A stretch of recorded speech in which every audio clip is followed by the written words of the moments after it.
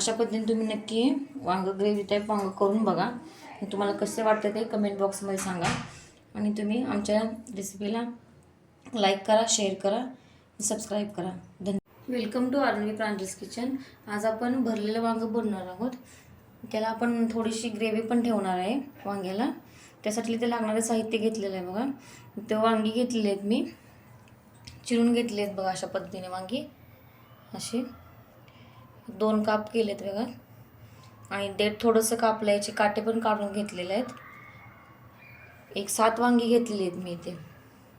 आणि त्यासाठी लागणारं साहित्य आहे बघा. मी ते कांदा घेतलेला आहे बारीक चिरून, एक 2 मिडियम साईजचे कांदे बारीक चिरून घेतलेले आहेत. कोथिंबीर घेतलेली आहे बारीक चिरून. ते शेंगदाण्याचं भाजून हे कूट केलेलं आहे शेंगदाण्याचं.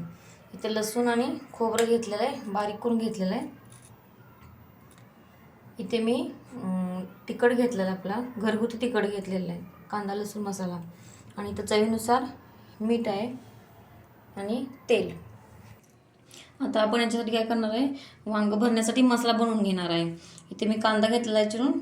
याच्यामध्ये आपण हे सगळे मसाले तर आता आपण या कांद्यामध्ये घालणार आहे चवीनुसार मीठ, हे घरगुती तिखट, कोथिंबीर घालू याच्यावरती. हे लसूण आणि खोबरं मी बारीक करून घेतलेलं आहे, हे घालणार आहे. आणि हे शेंगदाण्याचं कूट घेतलेलं आहे. आता आपण हा मसाला सगळा एकत्र मिक्स करून घेणार आहे. चांगला एकजीव करून घ्यायचा आहे मसाल्याचा.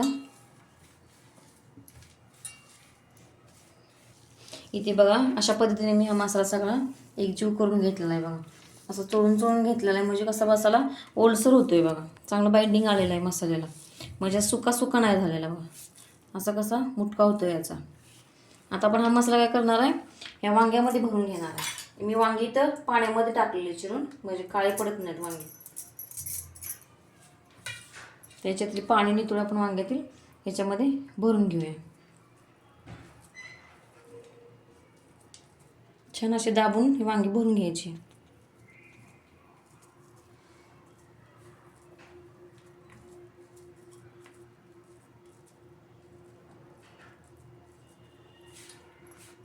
अशा पद्धतीने आपण आता ही सगळी वांगी भरून घेऊया.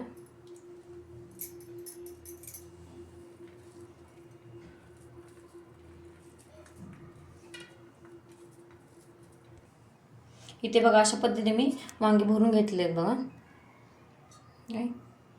आता आपण काय करूया, वांगं बनवूया. इथे मी कढई ठेवलेली आहे वांगं बनवण्यासाठी. त्याच्यामध्ये आपण तेल घालूया पहिल्यांदा.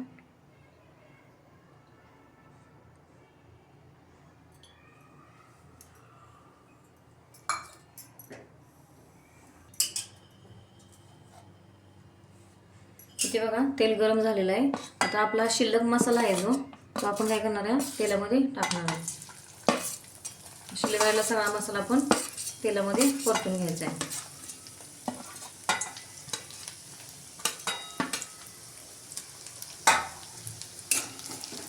छान 2 ते 3 मिनिटं परतून घ्यायचा आहे मसाला. मसाला भाजत आला कसं होते, वास येतो चांगलाच याचा.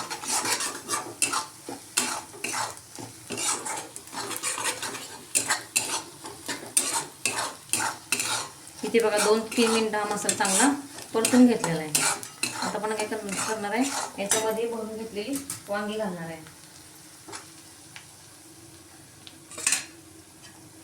ते वांगे घालून घेऊया.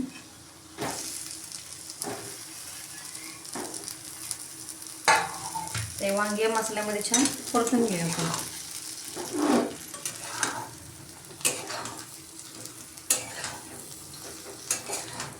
ही 2 मिनिटं चांगली परतून घ्या वांगी.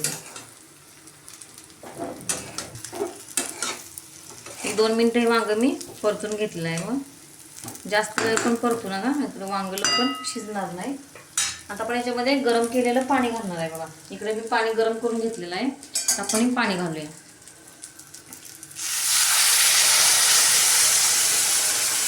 पाणी कसं थोडं वांग्याच्या वरती आलं पाहिजे, म्हणजे आपण ही ग्रेव्ही बनवणार आहे याची, त्यानुसार.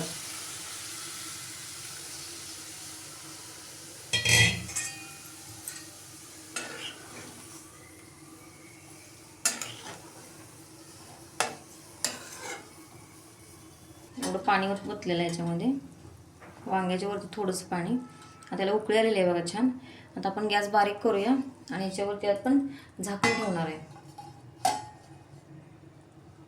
एक 7 ते 8 मिनटं आपण चांगले वांग शिजून घेणार आहे. इथे बघा एक 4 ते 5 मिनटं झालेले आहेत. आपण बघूया वांग कसं शिजलेलं आहे ते.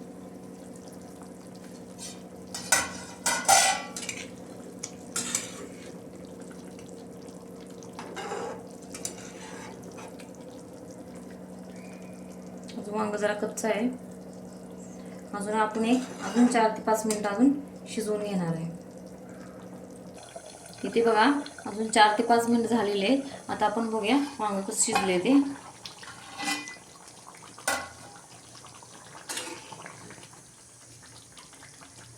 बघा वांग बघूया आपण कसं शिजले हे. वांग छान शिजलेलं आहे बघा. ग्रेव्ही पण छान झालेली आहे. आपल्याला एवढी ग्रेव्ही हवीच आहे, जास्त पण घट्ट नको, कारण आपण भाकरीसोबत खाणार आहे वांग. तुम्ही हे वांग भाकरीसोबत चपातीसोबत खाऊ शकता. इथे बघा आपले वांग तयार आहे. बघा आपलं आता वांग तयार झालेलं आहे. वांग छान शिजलेलं आहे. अशा पद्धतीने तुम्ही वांग नक्की करून बघा. आता आपण हे खायला घेणार आहे. खाण्यासाठी तयार आहे. अशा पद्धतीने तुम्ही नक्की वांग ग्रेव्ही टाईप वांग करून बघा. तुम्हाला कसे वाटते ते कमेंट बॉक्समध्ये सांगा. आणि तुम्ही आमच्या रेसिपीला लाईक करा, शेअर करा, सबस्क्राईब करा. धन्यवाद.